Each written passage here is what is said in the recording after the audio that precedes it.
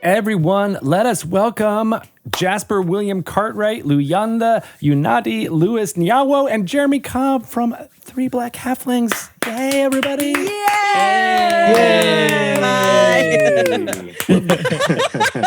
Very excited. Like goes on like a decline. Yay! Yeah. Just being slowly deflated. Very representative. I Hal feel, 9000 over here. I feel like this interview is going to go off the rails already because this is the first time we've had this is what we three do. guests It's hanging from on. three different sources, all five of us talking together. This is very exciting. We're breaking new ground We are on Dragon's right Hawk. here. So excited to be here. Yeah. Thank you. What a Thank you time so to much be for having alive. us. This is Time. What a time to be alive. Yes, this is Here in Thanks, December Obama. 2020. What a time. yeah. Who would have thought? So we're, excited about what is happening with Three Black Halflings and the audience that you guys have gathered together. When did you start? And here, I'll throw this to you, Jasper. Tell us about the forming of this group. Wow. The origin story. It basically came about. I think I first mentioned it to my partner who helps us produce the show.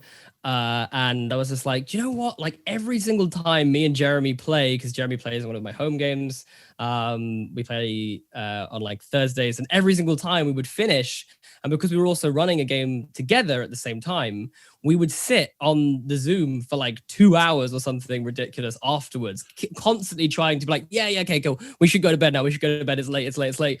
And we would always just carry on talking about usually about like homebrewing stuff or whatever it may be. And I was like, we have really sort of fun chats about D&D, and I was like, do you know what, we've got time on our hands, and so I went on YouTube and was just like, I was like, black people in Dungeons and Dragons, because like I just want to see what there is, and a one shot with Terry Crews came up. That was it, and I was like, really? This can't be everything. This is everything. Definitely wasn't everything. There are some fantastic content creators out there at the moment who are doing amazing stuff, but it was just harder to find. Nowhere near as popular as some of the other shows, which tend to be more sort of white dominated. And I was like, do you know what? This feels like there's a gap here for this kind of discussion, not just necessarily the playing of it, but also just the actual discussion side where we bring up topics of things like diversity. So I reached out to Jeremy. We recorded this like terrible episode 0, which had no direction. I was recording on my phone, and I kept forgetting I was recording on my phone, so I kept moving my phone around, and like the audio was just shocking. And so I was like, Jeremy, I think we should have another go. And I think Unati had posted on Facebook about, I think it was like a 10-hour session or something that you were playing at the weekend, or you just finished playing. It was somewhere around that, I think. And I was like, Unati is like fully into D&D right now. And I just messaged and was like, hey, would you be up for coming and talk to me and my friend Jeremy about D&D? We're going to record tomorrow. I know it's a bit last minute. And then so that was it. That was the first time that the three of us got on a Zoom together and just started talking. And I never forget, we were sat that evening, we put the audio stems together and was making some food, and we were playing out loud with my partner. And I remember my partner just turned around like, this is actually kind of funny. Like, this isn't complete garbage. Like, wow, this is like, and she was not, she's getting sort of slowly more into D&D now because she has to, because she's producing having to produce a show. Stockholm syndrome, but yeah, she was laughing and just generally enjoying the conversation. And then we got a couple episodes together, we put it out into the world, and the response has just been kind of mind-blowing. I mean, we're here. This is wild. We've literally, we don't feel like we've been going, we have nearly enough credits in the bank for this, or a lot of the success that we're having, but we are so grateful for it. And if anything, it's just really affirming that there is a thirst for this kind of content and this kind of dialogue. And that's really nice, especially with everything in the world in 2020. It's just really nice that actually people do want to have a conversation, do want to talk and have fun and laugh, and that's been it's been lovely. I don't know if that answered your question. No, that totally did. But now I want to ask you, Unati, about was that true? Did you just finish a 20-hour session when he messaged you on Facebook? God, no, 20 hours. I think I would actually pass out. I think it was the summer, and I was busy outside drying my hair extensions and just planning a session. And I was just chilling in the garden with my laptop and all my. I buy a lot of the source books. So like I'm just surrounded usually by books. Nice. And yeah, This is a beautiful picture I'm visualizing. You in your garden with your source books and your hair extensions. The butterflies. It's like a really cool video on her Instagram. You should go and check it out. Of literally just her. Just and it's drawing. laid out with it's laid out like book extensions, books extensions, like urinating. She's actually ritual casting a spell, is what's right. That's kind of what I picture. Yes. Yeah. So I was because I mean lockdown happened as a thing, so I all of a sudden had all this time to start digging in more into this really super fun game. So I just did that, and I'm always on my phone, so half of my life is online. Like that's pretty much how that works. But did you two know each other? Like, did you know Jeremy before he reached out to you? Yeah. I went to drama school, Jeremy. I mean, okay. Well, not with me, with Jasper. With sorry, me. with no. Jasper. Yeah. Sorry, with Jasper. It's 9 p.m. I can't think anymore. I did go to drama school with Jasper. Yes. Okay. So that's how we. And then me and Jeremy did a show together down in a little town in England called Cirencester, where Jeremy actually got me into D&D. So Jeremy is the reason that I got into D&D, and then I got sort of Unati involved. But yeah, they literally met. If you go and listen to the pilot of it's called A Very Successful Pilot. If you go and listen to that, that's literally the first hour of conversation that these two ever had. Wow. Yeah. And it's kind of crazy Yeah. because it's like, we had so much fun recording that. And I remember finishing and being like, that was really fun. That's great. Yeah. It's like having an audio. What's the thing when you bury it under the sand and you pick it up 20 years later? What's that? A time capsule. Oh, time capsule. It's an audio time capsule of like, this is our first meeting. Not many people have that. Yeah. It was a good vibe. So Jeremy, you're the reason you brought it at least across the pond. I did it all right? so that we could be here right now. That was my goal. We're gonna stop after this. I played the very long game. Yeah. I'm never speaking to either of these people again after this. Mission accomplished. But yeah, I had just started playing actually the year before. In fact, we just had my anniversary. I think the very first D&D game that I ever played. Yeah, thank you. I think it was October 29th, 2018 was the very first D&D game that I ever played. And then I met Jasper February of 2019. Yeah. And we played our first session, I think, in March of 2019. Mm-hmm. And here we are now. Yeah, crazy. Pretty much. And it really does. I think after the show, everybody goes their separate ways. And then Jasper had contacted me because he was like, I really want to get into DMing. And so the character that I actually play in that game is a Black Halfling named Dennis Colespring. And he was kind of the inspiration for why our show is called Three Black Halflings. Because at the time, I was looking online for inspiration. He's a halfling monk. And I was like trying to look up cool halfling monks with afros and stuff. And I couldn't really find any art, either official or like even fan art, that seemed to depict a black halfling. And so I was like, what is going on here? And I was like looking for hours. And I mentioned it to Jasper at the time. And then fast forward to this year when we're thinking of trying to like come up with a name for the show. Jasper's partner had actually suggested, originally it was two black halflings. Yeah, originally and then we expanded to three. Yeah. And thank God we did, because Unati's the heart and soul of the show. We'd be nothing without Unati's back hurts from carrying the podcast. Yeah. It's just essentially these two rinsing me for an hour. Rinsing her hair, rolling her eyes. She's to be specific, rinsing her hair extensions that she has this she's made two like baby Bjorns out of her hair extensions, and we're beautifully washing them. She carries us up the mountain of podcasts. The visuals are amazing. This is what I have to deal with. It's a crafting podcast too. I can You're tell. getting a great insight as to what normally happens on the show, which is except for I've heard it. The beauty of this time is that I'm not the one who has to try and keep the on the rails. It's you guys. Whereas normally I'm like, oh man, we've been talking for like 30 minutes and we've not said anything.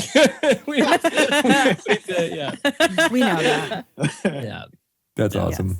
So, I mean, that is really interesting. Amazing chemistry together, though. It's true. It's so fun to listen to you, and especially, talking about some of the deeper topics, because you have a very disarming way of, approaching them, and it's a good open discussion. And your laughs, it's just always laughing. Yeah, and it always makes me laugh when I hear you laugh.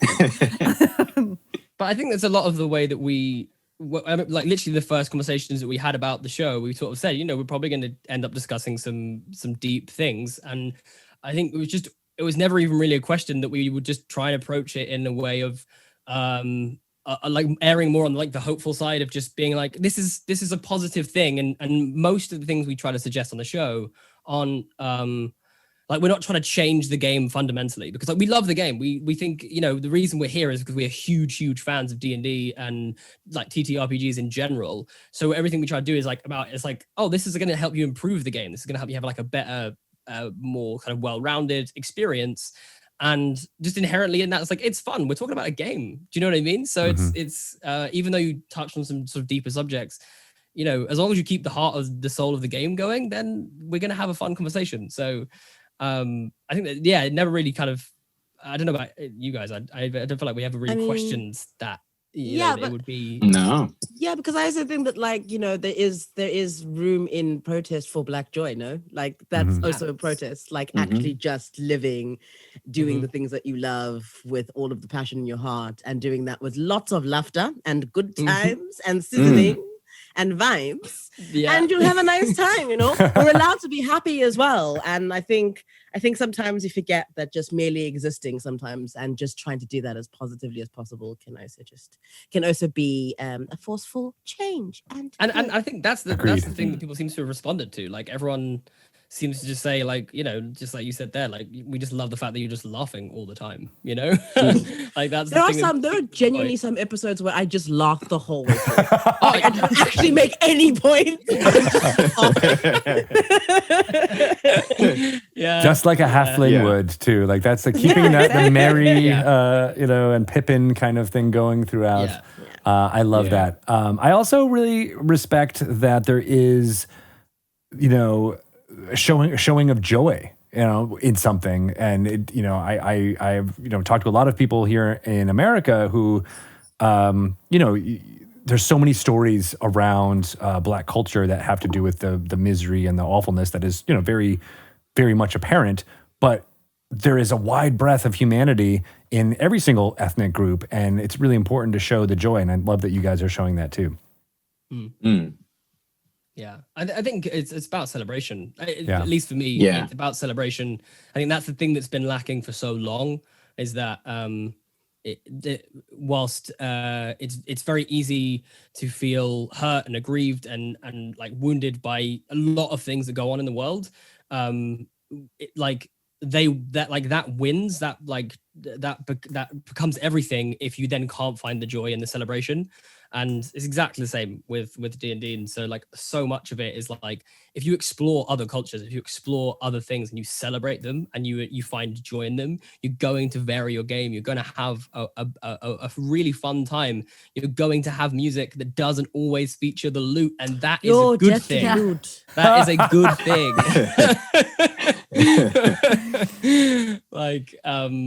So yeah, I think it is joyful. I think it is a really joyful experience. And finding I think it's culture. Oh, sorry. Go ahead. No. I was trailing off. I was gonna say. I think it's also important to recognize that D&D is a game, and the goal of the game is to have fun. So if we can't if we can't bring that same sense of fun and joy that we get from playing the game itself into the podcast, and we're just sitting here complaining the whole time, I wouldn't want to listen to it. At that point, and I don't know if I'd want to be on it, because it'd just be doom and gloom, and it wouldn't really reflect our actual feelings towards the game, which are overall very, very positive. And I mean, for me, especially during this year, D&D has been one of my main sources of interaction. I get to talk to people, once a week virtually, but still, and get to have a really great time of collaborating and telling a story together and seeing different sides of people than I would normally get to expect. And then so I'll have phone calls with people about the game afterwards. Like, can you believe when it's just, it's great. Some of my closest friendships really have been very much, not just forged in some cases, but very much deepened through playing D&D. Absolutely, I would say. That's definitely true. As Unati was saying in lockdown, like there's very little other things to do socially, and so this is one of the unifying things that you can get together every week, or maybe a couple times a week to have that touchstone and that connection, and it's become really vital for a lot of people, myself included. Yeah. I mean, I'm like reconnecting with people I haven't spoken to in so long. Like, right? I have now like a group from my drama school who I haven't spoken to some of those guys like properly for like 3-4 years. And we now like talk every week, and it's just like, wow, there's so much love and support in my life that I just wasn't tapping into. And now because we have this excuse to get together and like, say I'm going to lock myself in a cupboard and just sit and talk to you for a bit, then you can, and it's wonderful. Like, it's genuinely wonderful. Yeah, I've got my high school group. Finding the joy. Yeah. Even in lockdown, you guys. Yeah, and everybody finally has time. So it's amazing. All of a sudden, everybody's free all the time. Yeah. I linked up with my old high school mates, and that's like 15 years back. Some of those people I haven't seen in 15 years. Wow. And I just ran Descent into Avernus with them. Avernus, sorry. And it was just really, really fun. It's nice to sit down with them, and it's a unifying game, so it's a good time. That is a good time. What do you think about, obviously you can just play the game and enjoy it, but I've found that D&D can be a very strong like tool for empathy and creating empathy and putting yourself literally in another person's shoes is something that I think the world in general needs more of. And I'd love to hear your thoughts on what you think about how we can use this wonderful imaginary tool to spread the idea that, just because of everything you're reading on the news or seeing is speaking into your like little thought bubble. But, here, if you play this game, you might be able to experience something that's outside of that bubble. Well, I think in some ways it's I think it really comes down to the group. But if you have a group of people who are willing to engage with, say, themes or ideas that they've never considered or characters that they've never really thought about from a certain perspective, it can really put you in a position where you are confronted with just like issues that you never would have. It's similar to actually to the same way that like sci-fi functions, where a lot of the best sci-fi is social commentary that's asking questions that you might not necessarily ask in other media. And I feel like with D&D, because you are part of that story, you can start to really question a lot of things that you probably wouldn't have questioned, at least not from that angle. And especially if you start kind of subverting the typical D&D like dynamics, I think that's really, the dungeon master especially can really have a lot of power in that. Like, for instance, the classic mission, you go and fight, you go into a dungeon full of kobolds and you're going to take the treasure and blah, blah, blah. Well, let's say that when you arrive there, you go in, you kill all these kobolds, take a bunch of stuff, but then you find that these kobolds, you find like books that are written in Draconic. You find kobold children being like tended to by nurses, all these people. And it's like, oh, wait, these were all people that we killed? Wait, we just walked into a person's home and then wiped them out. Wait, that actually just made me really sad. Like, but that's the thing.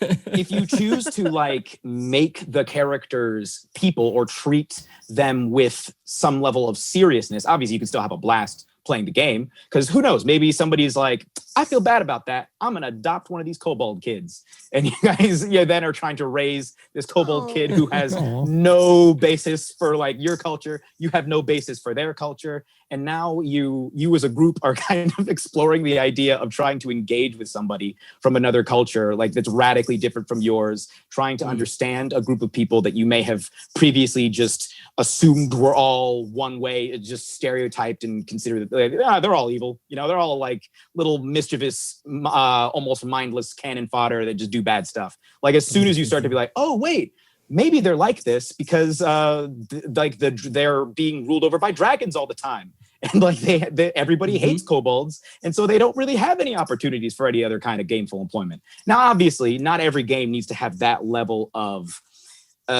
depth and I guess questioning how things are going. Sometimes people just want to kill stuff, but I think that if you're looking to use something like D&D as a tool for empathy, that's a really good place to start, is by kind of subverting some of the established narratives and hierarchies that don't just exist in D&D, but really in all of fantasy and fiction in general. Certainly it exists in video games and certainly Lord of the Rings.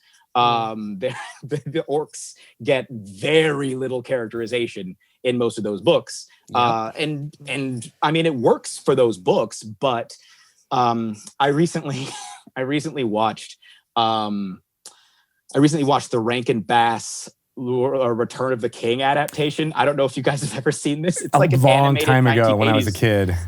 Okay, well, the reason I watched it is because on YouTube I saw a video of this song called "Where There's a Whip, There's a Way," which is a song that the orcs sing while they're marching through Mordor. And basically the theme of the song is that none of the orcs want to go to war. None of them are interested in this conflict, but they're all being forced to by the people in charge. And it's a really catchy song. Best part of the movie.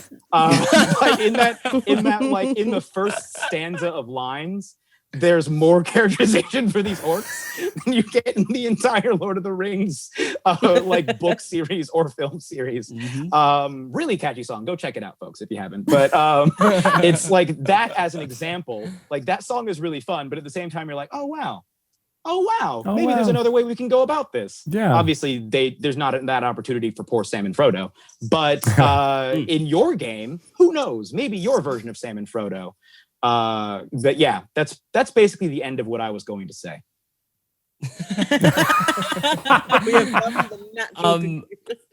I'd like to chip in on the empathy, because I think even outside of the actual kind of game itself, even just the players at the table, I think there's a lot of questions as well about things like mental health at the moment and how we approach that. And I actually genuinely think there's times where I am connecting to my friends on a deeper level, which I don't know if our relationship was emotionally mature enough to maybe go where we're actually going as characters. I'm not saying you would always do it, absolutely not doing it intentionally. But it's just a byproduct of committing to these characters and putting them in these extreme situations, and extreme feelings and emotions are going to come out. And I find that thrilling. Like that's probably one of the best parts of the game for me is really feeling like I'm connecting to something, and I'm really invested in the playing of this character.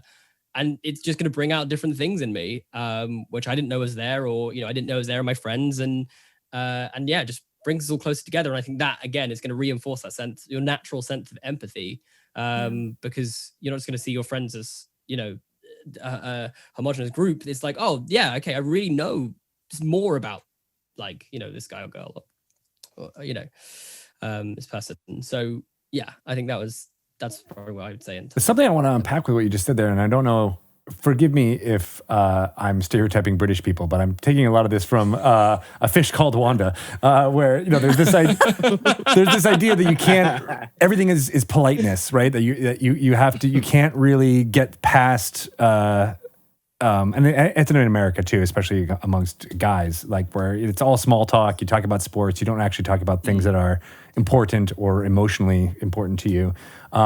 But that all seems to get swept away when we're playing Dungeons and Dragons, for the most part, right? Like you can really have strong emotional connections because it's not you; it's this character that's interacting with this story.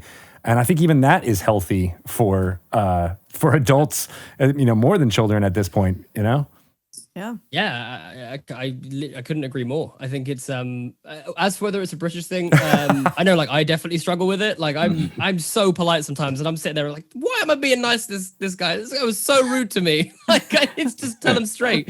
But no, so I think more so than that is there's this like we had this fear in sort of modern society of being vulnerable, which I think is really sad, and I think it's one of the things that Really being an actor has given me. Is the ability to be vulnerable and to just be open and honest with people about where I'm at or what's going on or how I feel about something. And that's what I think D&D gives people who haven't necessarily chosen, to open themselves up. It's just a byproduct of playing the game, investing in the game, enjoying the game. And actually being vulnerable can be such a powerful thing that will really help you to unlock some stuff, that maybe you needed to talk about and to work through. And the beauty of the game is that it's structured in a way and is that you don't have to do it intentionally. No one is going into D&D session going, "Whew, I'm gonna get some baggage off my chest." Like that's what I'm gonna do tonight. Like, I'm gonna go in and substitute this trauma I had in my life for this one in my character's life. Like that's that no one does that. But it's time to work out my mommy issues. Yep. Let's do it. Yeah, literally. You're just lying on the therapist's couch. Yes. Just tell me what the kobolds did then. Had to roll for initiative. Where did the kobolds go wrong? Yeah, please stop referring to every NPC as dad. Like, just, like it's we understand that's that's what your character is, but we can work through this. Daddy, no, like a story hook. Flipping over like a list of therapists. Like I feel like you might need this. Yeah. Your character encounters a therapist. I'm going to spend the next 2 hours just a therapist. Kind of if you'd like to introduce your character. I think those are like the shopping sessions. Going to town. They're all therapy. Yeah. It's all. It's all therapy. Exactly. Yeah. I'm still thinking about Jasper, what you said about having a deeper relationship with these characters than you do with the people themselves. Maybe because those relationships are relatively new, but it is true. In an average D&D session, you could be, jumping in front of a poison dart to save somebody in your party. And if that was like in real life, like I'd like to think I'm that person, but like if I just met you, like I don't know. I don't know if I'd immediately that's not my first reaction. Like but like in D&D, I'd be like my character probably like you have like this immediate sort of connection with these players because you're an adventuring party and you're going together on this mission and you just accept that as you just are steps ahead. And I think not to get like too philosophical, but we accept the idea that someone else is in a large way in control of the narrative, so you just accept being on the ride more than you do with life. Like like you're always trying to game it and do the do you know what I mean? Whereas I feel like in D&D you just go with it. And I think a lot of people find it hard. I do too. Like, I've spoken quite openly on the show that like I have suffered and I do suffer with anxiety at times. And I think a lot of that is my inability to just kind of like, let's just go with the flow, see what, like, do you know what I mean? It's going to be okay. It's going to be fine. D&D, I'm never getting anxious in D&D. I'm just like, let's go. Where are we heading next? Like, and actually, there's times where I'm like, oh man, maybe I should just roll for this. Like in life, I'm like, maybe I should just roll for this. It'll be much easier. And then I'll know. I got a nat 20. Sweet. I'm going to eat the pizza. Right. Sweet. Let's go. Should I date this person? No. Yeah. Failed my wisdom saving throw. Sure, I'll go on a date with you. I got a nat 20 on my charisma, so I guess we're getting married. So roll me a persuasion check with disadvantage.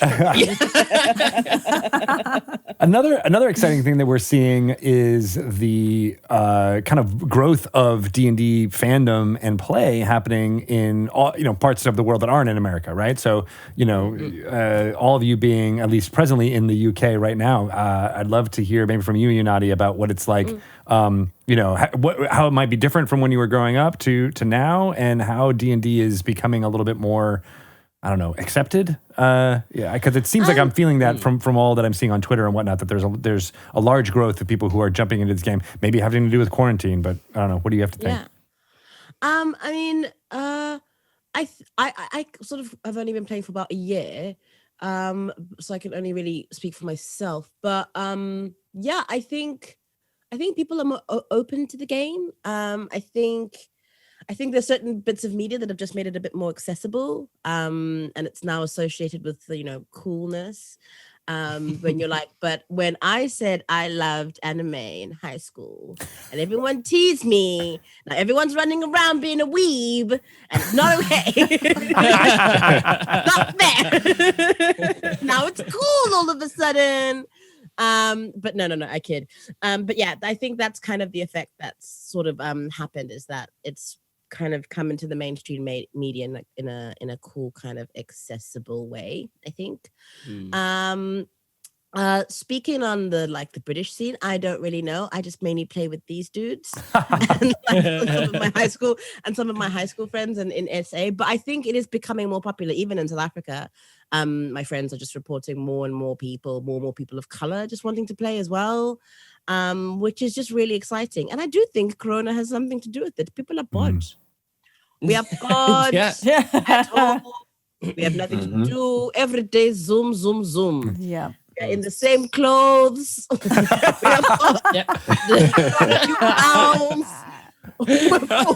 Try on some different robes. But my hero is so lean, so we'll go with that. My hero, Ongena Gama is buff, guys. Ongena Gama can deadlift a whole wildebeest, but me, I am on the fluffy side. So, I can only imagine. I'm living vicariously through my characters. Imagine the physique. Did you say that Africa is seeing a growth in people playing Dungeons and Dragons? Yeah, I mean, when I kind of I play a game with another friend of mine from high school as well, Debbie, and Scott, her friend, runs a store, a kind of like nerd store, comic book and Warhammer and D&D related store back in SA. And he's just saying that he's seeing a load of more people coming through the door, and a much more diverse group of people coming in through the door as well. And that's awesome. And the TTP RPG community in South Africa has been quite large, actually. I just never used to play, but it's pretty solid. I think it's just getting more people now. That's what's happening. Yeah, that's exciting. I mean, because it is. I think for a lot of people, it didn't feel like you could just jump in and start playing, right? And even the three of you saying in the last year has really been this growth of jumping in and playing, and it's really gratifying to see because I think, as in with all mediums, like anything that has a diverse background of people who are contributing ideas into it, it's just going to get better and stronger and more, I don't know, indicative of humanity, right? And I love to see this growth. Yeah, I think also. Oh, sorry. Go ahead. No, you go. Just one final point. I think also, D&D can sometimes feel very overwhelming. Like when I speak to people who wouldn't normally play D&D who are interested or keen, that's always the initial feedback that I get, is that it's a lot. I'm like, okay, cool. Yeah, here's 3 books that you have to read. Right? All these rules. Yeah. But when you kind of just slowly break it down for people and really just I think sometimes gatekeepers can really do a community a disservice, and stan groups, just because you kind of get the sensation that if you don't know all the rules, you can't play at all. You can never play until you've buffed up and you've learned everything, and no one's got time for that. But now that it's a pandemic, everyone's got a little bit more time. Yeah, a little bit more time. But I mean, I think that's one of the contributing factors as well, is that it can feel so overwhelming, and some of the gatekeepers do make it a bit tough to kind of get in. But we're gonna knock those guys out. So. Yeah, how would you? Yeah. We're busting that door down. For sure. I mean, just by in many parts, just by existing and being awesome and contributing to it. I mean, I think that's you're doing a wonderful job at just making sure that the door is open for people to jump in without having to memorize every rule. I mean, it's something that Shelley and I have been talking about for years. Is you don't need to have an You don't know what- exhaustive. You need to know anything. No, I mean, have you played pretend? Did you play pretend when you were a kid? Yeah, Yeah. Then you've played Then you've done it. before. You're fine. Yeah. You're fine. You've done it. You're Yeah. fine. I think I usually tell people, because normally I'm usually going to play with like actors or theater industry people. I describe the game as acting with dice. Like you just make up a character, you say what you want to do, then you roll a die, you see if it happens. Yeah, and the DM will tell you what to do. It's chill. Yeah. Yeah. Yeah, it's interesting. I'd love Like to just- even I have friends that like don't know anything about D&D. Like, but they know there's rules. Like that is like their one Takeaways, thing that yeah. they're just like, well, there's a lot of rules. That's all I know. Why does everybody just stick with like that one thing? Like, not the dice, not the make believe, not the fan. Like it's all. No, You get to slay dragons with a sword. Like, Yeah, And there's exactly. rules You get to around that, I describe guess. Exactly, Yeah. you get to describe exactly how that goes down, and that's really awesome. Yeah. Yeah. I'd love to just dive in on the growth that we're seeing as well, just because I feel like we're seeing around the world so much more of an acceptance of individualism, which I kind of feel like is what D&D is like born out of. I always imagine, literally like Unati said, like being into like anime, or like I was really into like comic books as a kid, and that wasn't seen as cool. And I was sort of, I remember trying to like hide it away that I was doing that. And I think that a lot of people that played these kind of games is because it really gave us a sense of community and a sense of like we were a part of something, even though we felt maybe a little secluded in the sort of broader world. And so, but now we're kind of accepting the fact that we can all be individuals and have a community. We're starting to celebrate that. And I think that that's exactly what makes this game so good. You know, you look at the community for Dungeons and Dragons, it's so diverse. It is so diverse. But we just haven't tapped into it yet. Do you know what I mean? We haven't said to those, to all those black or like minority fans of Critical Role, hey, you can play too. Do you know what I mean? You don't have to just sit and watch it. You don't have to just read the source books and fantasize about the world. You can play too. You can have a part of this. You can be a part of the community. There's nothing stopping you from doing that. And I think it goes back to what United was saying about gatekeepers, is that it's very easy for people to unintentionally gatekeep purely on the basis they're not diverse. Because if you don't see yourself represented, you don't see that opportunity for yourself, and therefore you don't think about trying. yeah. You don't pick it up and go, oh, I'm going to give this a go. And if I suck, it doesn't matter. Or if if I get something wrong, or if I accidentally roll a D6 instead of a D4, this is fine. I'm not playing on the internet. No one's going to shout at me for doing it. Yeah. Which now we have elected to do, which is absolutely terrifying. And every time I go to roll dice but as you my character, I'm like, Which one is it? right? Yeah. Yeah. Well, and then the thing that's frustrating about gatekeeping is it's usually two factors. One is you can't play, or the underlying assumptions is that you have to look a certain way in order to play Dungeons and Dragons, and that you have to have been playing it for a certain amount of time to be a real fan. And both of those are in such conflict. It's like you're basically making it impossible, right? Because you can't jump in and start playing and know and grow your knowledge, because you have to have been doing it since, going in a time machine going back to 1974. 2E in the womb? Yeah. Yeah. Like you didn't play advanced D&D. Yeah. So you're not a real fan. And you that's weren't there. such BS because A, that system sucked. Nobody likes THAC0 and it was not good. And it was really hard to understand still to this day.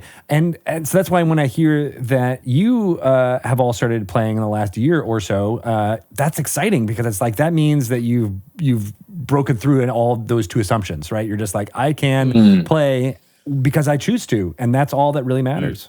And also, anyone who's listening to this who doesn't think that I can play because I've only been playing for like a year, let's sit down and we'll go through rules together. I will rule you off this, off the Zoom. Like, I am ready. I have learned. I am I'm on this. Like, let's meet. I'll build a character. You build a character. I will destroy it. Like, that's what's gonna happen. One-on-one. We'll do competitive D&D, right? Yep. Throne. You have just figured out how to make D&D competitive. Yeah, literally. With trivia. It is now a Win that blood first tournament. Let's Yes, throw for just down. one D&D, guys. He just won D&D. Level up.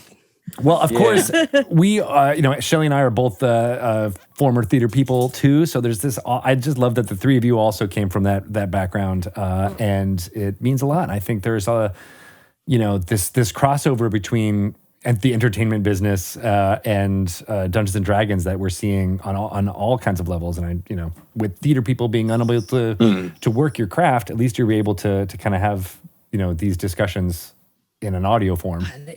And it gives us agency, right? Like we don't have to wait for a producer to come and tell us we can play this character. Right. We can make the character. We can play the version of the character that we want to play. Yeah. It's that's the big thing for me is agency. It's just like, I get to pick this. I don't have to ask for someone's permission to do this. Yeah. That's so annoying. I can cast myself as whatever I feel like. Yes, yeah. And it doesn't have to be racially stereotyped or any of this stuff. It's just going to be the character that I want to play. If I want to play a version of Superman who is black, that is fine. And no, you know what I mean? That's what's going to happen. Yeah. I want to play that character. Yeah. Yeah. Like a little fro, guys, like a tight fro, trimmed at the side and a fade, like a fade over here. Yeah. Like instead of mullet Superman, it's Afro Superman. Do you know what I mean? Not?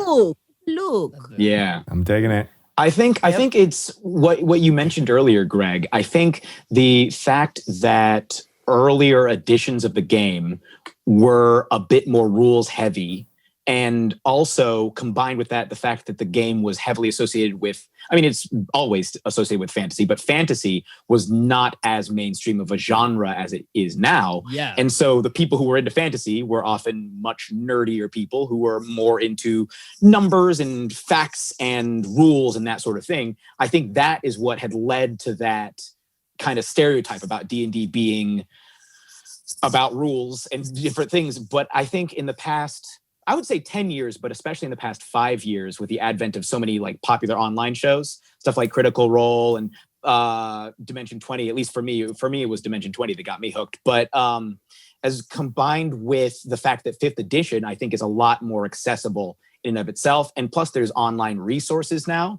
So you don't have to go into a shop somewhere. Mm-hmm. I didn't live near any shop that sold D&D books. So even as a kid, I wouldn't have really been able to play. But now I can just go online, either go to the Wizards of the Coast website, or I usually end up using D&D Beyond and buy the books from there and just have them on my computer or on my phone.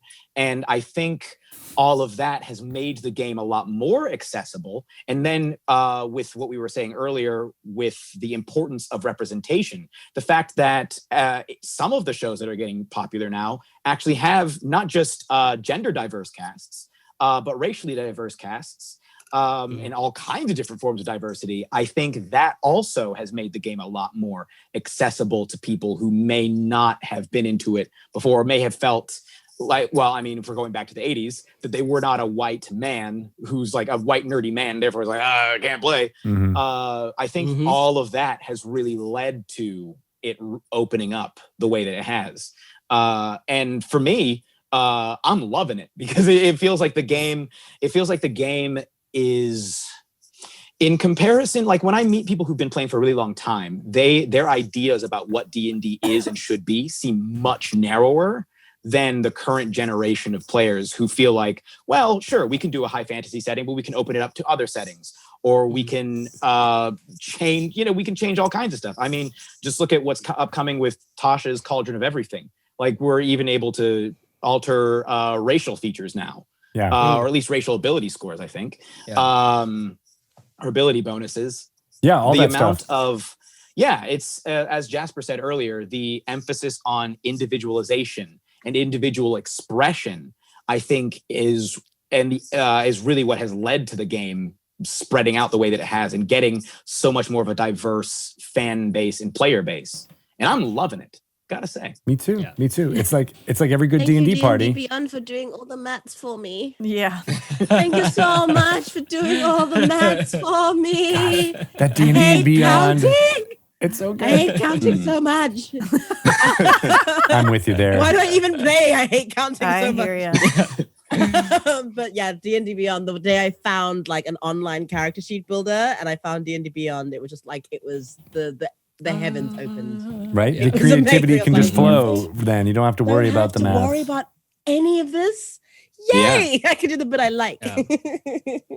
Yeah, and so I mean, thank you for being on here and just once again kind of underlining that, you know, the D&D audience is like a good D&D party, and that it's better when there are people from different backgrounds and different, you know, having different racial abilities and having different spells to cast. It's going to be a stronger party, you know. If we're all one note and all very samey and all fighters, we're all going to get, you know, killed by the dragon pretty fast. Hi. Well, yeah, I'm just gonna exactly. heal you.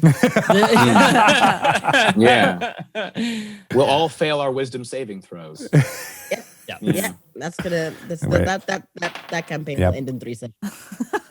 Failed it. No, Guaranteed. thank you. But also as well, I just think it's about like a lot of it.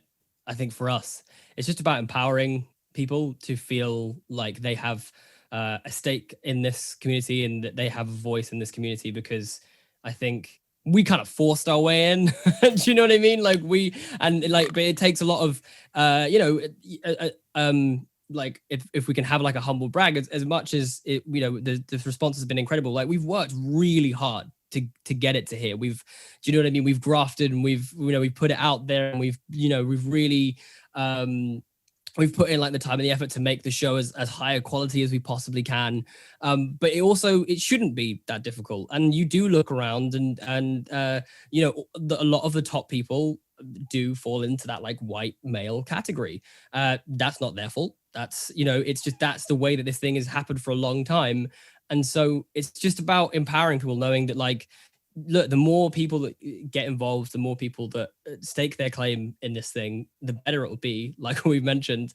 And then the better the actual game itself will be. And then the more fun everyone will have. Like everyone should play D&D. Every single person in the world should play D&D. Like, I'm gonna like force my mum everyone. and dad to play over Christmas.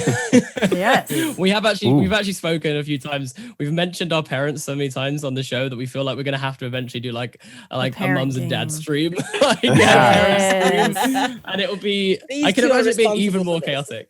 Yeah, really chaotic. I love it. Yes. Heavy chaotic. I like that. One of 2 times that I've ever attempted DMing, one of them was for my parents, because they just couldn't understand what D&D was. Whoa. Yeah, And it's so I'm like, this is let's just play. And they were hysterical. Was it fun? Did you have a good time? I did actually, but it was like my dad just never wanted to go into combat. He was just like, because I started him in a tavern. He's like, why would I? I'm having a good time. I'm happy here. Like, I'm just drinking my beer. This is my fantasy. My mom was like this crazy dwarf, and she was like, I'll get him. And she just was like attacking everyone. And my dad was like, I don't like what this game is doing to her. And she was like, well, I don't like what it's doing to you. Why are you just sitting there while I'm gonna fight?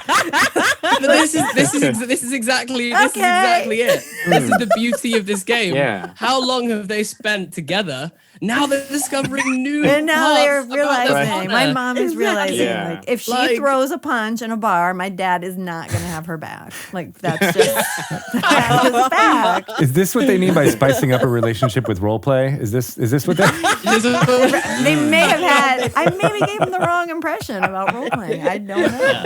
It's a different kind of dungeon. And why they different wanted to kind, do yeah. that with their daughter, I'll never know. Well, we've all learned something. I That think. took a turn. I got to say that I just had this like fantastic image of this dwarf just going absolutely wild, like attacking things, and then just this human like guy. He was just a holding pirate. Stein. He insisted on being a pirate. Just in the back. Just, Yep. Ooh, You got you this. got it. Just keep Sit going. down. Keep it down over there. Yeah. And she, like, for some reason, she wanted to be a dwarf. Like, that was, and then she was reading her description. She was like, I'm really short. I'm stocky. Well, this isn't fantasy. Like, this is me in real life. She's like, can I be 6 feet tall and blonde? And I'm like, sure. Okay. Sure. He's a pirate. You tall can be a blonde 6 dwarf. foot tall blonde dwarf. Okay. Dwarf, yeah. Fine. A dwarf with gigantism that just Just looks like a regular human. Yep. And an anger issue. And gets like really offended. Like, no, I am a don't. How dare I am a dwarf? Can you tell I am a dwarf? Like, how dare you? How dare you? Yes.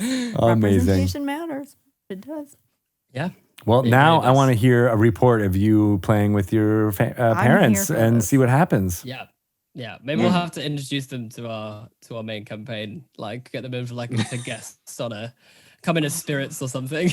I mean, certainly. I cannot. Have they imagine what my have they dad would be listened like. to your podcast? Like, what? I'm always just curious. Like, what? Like, how do you You know, describe it's to them both what of you're the doing?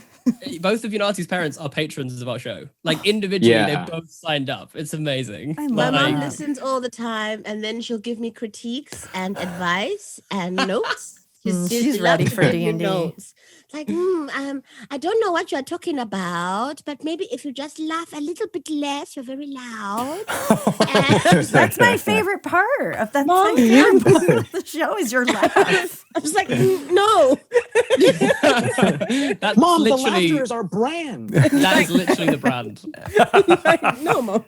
Bless her cotton socks, but she listens to every episode and gets very annoyed when she got very upset when we changed the upload date to a Monday other than a Wednesday. She was very annoyed because she No. couldn't find it. She's like, but it's very confusing. I put time aside and now you've moved it. I put time aside. No. She's so cute. That is cute. She's so cute. Oh, man. She's ready. She's ready for some D&D. my parents have never listened to this podcast, although my mom was on it once. Yeah. she What? briefly appeared. Yeah. Yeah. Like it was a very brief, because every episode I always say a nickname that I've been called in the past. And one of the nicknames that I gave was Poochie Ratbag, which is the name that my mom used to call me. She still calls me that actually sometimes, but she's called me that like my whole life. It's just a cute nickname that she thought was really fun. And it was, I don't know why the rat bag is particularly Poochie, but it is. That's what she came up with. So, but Jasper and Unati just did not believe I that still my mom can't. called me It's like literally this has been out in the open for weeks now, and every time I hear it, it just sends me off the rails. So I went and at the end of the episode, I walked up to my mom with the microphone and was like, "Mom, did you Can you used to please call me confirm?" Poochie Rag?" Yeah, and she was like, "Yep." And then Yeah. you could just hear on the podcast, me and Unati just losing our minds whilst trying not to be rude to Jeremy's mom, because it's just too funny. Wait, like say it in context. really Like would she be like, how did she say it? would Was be it like like- Poochie rat bag, time for dinner? Or like Yeah, oh you that's little what she would say. my little Poochie rat bag. That's what she did say. Like time to go, Poochie Rat. I can't say the level of happiness it's bringing me that we managed to get Poochie Rat Bag onto Dragon Talk. This is Right. phenomenal. Can you like identify me in the title of the episode? As We're Poochie. definitely Jeremy, Poochie rat rat bag. bag is. I mean, I feel like we're gonna have to stat up Poochie rat bag. Like Yeah. I feel like this is. Yeah, that's my So next weird. character. Poochie's a That's character. my next character, guys. The next character I play is going to be Poochie Rat Bag. Poochie rat bag is going to become a very famous NPC in everybody's Poochie campaign. and the Rat Bags is the name of the band. So I'm gonna start. It's a bag of it's a Poochie bag I of rats get. that are it's like fat. It's like Poochie. Like is that? No, I've always envisioned it as Poochy. So like dog, like. Oh, But I Oh, don't. Wait, I don't know that if, doesn't make it- So does that mean it's really friendly? Like it's just a bag of really friendly rats that wag their tails, and they'll have like little collars. did you and ever stuff? ask her? Like, have you ever like why'd you call me She- Poochie rat bag? Just curious. I think she kind of explained it on the podcast, and she just thought it was Yeah. a cute nickname. Yeah, Yeah, I mean, She just thought it if was you cute. divorce all of Yeah. those words from meaning, yeah, it's cute. Yeah. I kind of feel like Yeah. we need to figure out what everyone. Because we used to do this all the time at school. Like whenever you like say a saying, it's like, oh, what does that look like visually in your head? Like I really want to know what people envision when they think of a Poochie rat bag. I just It's Jeremy. like if you to be actually honest. stop for a minute and think, it's like Mine's very what cute. would that be? It's just so fuzzy and fluffy, and it's a Yeah. rat bag, and it's Poochie. Just imagine, like, you open the bag and a bunch of rats look up at you going, Wait, no, that's not what rats do. Yeah. Rats do not do that. Yeah. Don't know why It's fantasy. They can do They're it. fantasy rats. Fantasy rats. In an official D&D release, there should be an item called the Poochie Rat Bag. Poochie rat bag, and you can hold. You can. This is You canon. can hold now. infinite Yeah. number of rats in the bag. Yeah. Poochie Yes. rat bag of holding. It's a bag of Extremely holding. friendly, and you could just- well-trained rats. Gotcha. Yes. Yeah. Yeah. Yeah. They refuse to do combat, but they'll fetch things for you. And maybe you can have an advantage on some charisma, like, when you get a couple rats out of the bag and, you get an advantage on a charisma throw or something. Oh, the rat's Yeah. out of the bag now. I guess we Yeah. have to make this item. It's just a Poochie bag now. It's just a Poochie bag. It's just a Poochie bag. Well, I'm so glad that we all of us just broke down for Yeah, Poochie rat bag. I got some tears. I got some That tears was- going too. That was amazing. Thank you for coming on Dragon Talk. Thank you for everything you're doing with Three Black Halflings. And what if people have been listening and want to follow along and listen to all the hilarity that can ensue when the three of you are on mic? What's the best way for them to start following along? Everything, we've tried to make everything as simple as possible. So if you want to come find us, it's at TB Halflings. So we're on Facebook, Instagram, Twitter at TB Halflings. We're also on Twitch. We stream currently once a month. We do a live stream of a campaign setting in the Wagadu Chronicle setting, which you should definitely check out if you haven't. But that's at TB Halflings. And then we're also on Patreon as well. We do like bonus episodes. We do little rundowns of the campaign settings. There's even a little NPC raffle on there. It's quite fun. So and we're also a Discord as well. We also have a Discord where we get together with our community. And nice. there is a fantastic meme page which every day is being hit up with some truly top quality memes. So definitely come join us Nice. on the Discord, and you can find links to that in the in like our bios and stuff on Facebook, Instagram, Twitter. So yeah, come find us, come hang out. Yeah. It would be And the podcast, amazing to see. you can get the podcast wherever podcasts are sold Yes, or downloaded, I literally guess, or available. everywhere. Distributed. Yeah. Yeah. Three Black Halflings. We I need forgot a the laugh, podcast. That was a so. good thing. Yeah. Yeah, we do that. The as actual well. thing that Would we you actually do. do a podcast? That's great stuff. And then, yeah. Yeah. Awesome. Available exclusively on Tidal. It's already being downloaded to your Apple iPhone right now, a la that U2 album. Yeah, exactly. Yeah. Don't worry about finding us. We found you. It's We already have, You already have it. episode. Don't you worry. There's already a You'll have to try Poochie. and play literally everything else, and it will just play us. Like that's all that's going to happen on your iPhone for the next hour. Everybody listening to this is going to get a Poochie rat bag delivered to their house, courtesy of Jeff Bezos. But if you sell more Poochie rat bags and you work your way up, it's a whole scheme. Oh, it's like a We'll pyramid also give scheme. you Yeah, it's pyramid Oh, scheme selling Poochie rat bags. We're gonna need some included is fan some art. feed. There's feed as well attached that you can give to feed the Poochie rat bag, so You as have to to feed it. avoid. Well, yeah, I mean, it's a rat bag. Rat bag's gonna feed it something. Rat bags Duh. gonna- Obviously, Yeah, rat bags don't. rat bags don't feed themselves. and honestly, like I generally don't think we could do a better advert for the show than this, because this is what happens This every single is episode. Is exactly. exactly this. I love We it. just And always that end is up on why some it's ridiculous great. tangent. It is a We like to call wonderful ourselves three escape. black train wrecks. That's what we like to say. We do it all the time. We literally do it all the Yeah. time because it is. Well, thank you the amount I for had to try and cut out. coming on Dragon Talk and breaking me and gold. Shelley. We really needed that. I think we did. We all needed that. You're the best. But thank you so much for having us on. It means an incredible amount. We feel like we're just on the start of hopefully a truly epic adventure. And An it's- unexpected journey, if you will. Yes, indeed. And so it's just really awesome to feel like we're a part of this community and spread some love and some laughter and some joy. And yeah, thank you. You're doing it all, glad and you're here. you are a big part of it. So thank you, and we'll give a big hug to Oh, bring Poochie. it in. Come here, Poochie. Come here, Poochie. Come here, you little Oh, Poochie my rat little Poochie pig. rat bag.